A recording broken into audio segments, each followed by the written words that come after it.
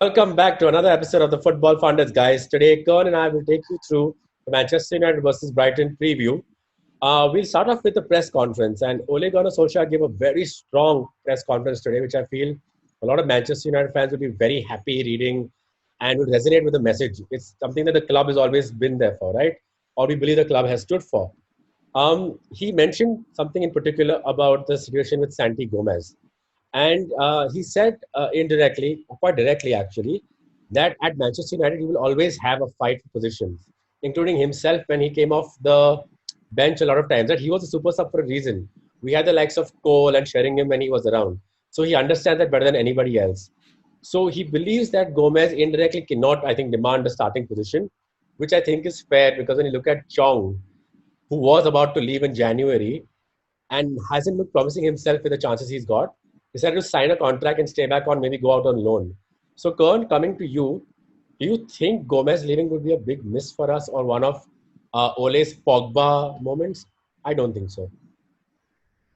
Now, I don't think so either because Gomez has now played under multiple managers at United. He's still not made it through.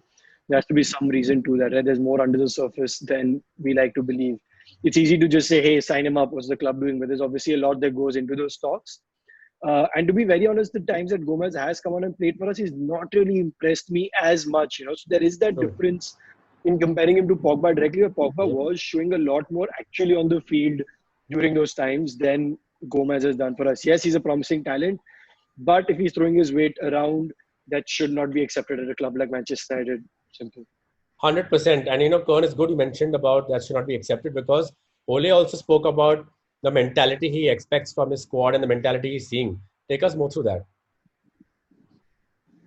Yeah, I think it's brilliant that, we see the likes of Mourinho and all, they keep moaning about, oh, the fixtures are so tight, this and that. But then Ole has just come out and said, you know what, at Man United, are used to playing weekend, midweek. So there's no excuse for us to have, say anything about this fixtures, 3 days, 4 days, which again, I think just speaks very highly of the mentality that he's trying to bring in at the club. Yep.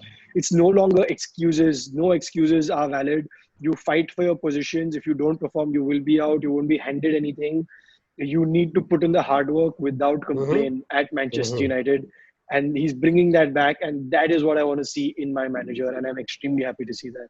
So yeah, so taking away from that press conference and into Manchester United's lineup versus Brighton, it would then be fair to assume that he will start with probably the same 11 he did against Sheffield because he's saying he doesn't believe in resting them unless he sees a niggle or an injury concern, right?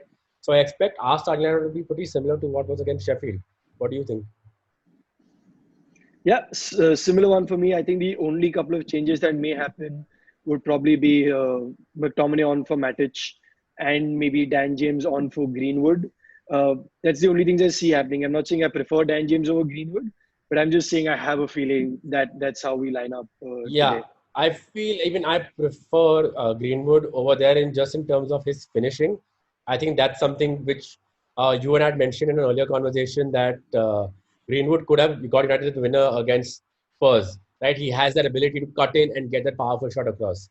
So the problem is though we have two players similar age and similar quality. They don't have the finished product yet, and I feel that's where the burden of not having a quality right side player who's ready to start week in week out not only affects Aaron Van Bissaka but affects Rashford and Marshall a lot because I feel the burden then in the front three comes down to two of them who try a little bit too much, right?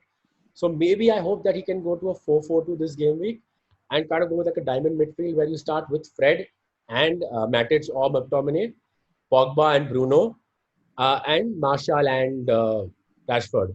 I don't see him doing this though. It's something I wish maybe he can try because we're clearly trying James and Greenwood is not really working out. Obviously, it's too soon. It's only been a couple of games. Let's give it a few more games. But yeah, I see him also starting Dan James over Greenwood for this one, although I prefer it to be the other way around. I think we covered that well. And just any updates on Brighton? Any players missing out for them? Yeah, they're without Lamptey, they might be without Lamptey rather, Okay, who okay. really impressed me in the last game. Very very fiery young wing back who came on, and they also have another niggle for one of their defenders who's carrying a hamstring injury. I think it's Adam Webster who Okay. has a hamstring problem. So they might be without him, but no big notable. Yes, obviously both of those players were good performers, but Yeah. no massive misses. Coming to the fact that United did lose 2-1 on two occasions, last two occasions to at Brighton. Will it be tough for us? What is the prediction for this game? It's definitely going to be tough because Brighton have played the last couple of games really well after the break. They're a team with confidence, and we're a team that's not been coming out all guns firing. We've got the results, but we've not come out with intensity that I think we really need to do. So it's really going to be a tough one. I hope we nick it because every game, as you know, as we know, is a cup final from now for us if we want that Champions League spot. Mhm. I think it's going to be a 2-0. I think Ole also, spoke about Rashford specifically in his press conference, trying to, Yeah. just backing him. And I think Rashford will finally deliver today. I think there's a goal from him. I think there's a 2-0 to United.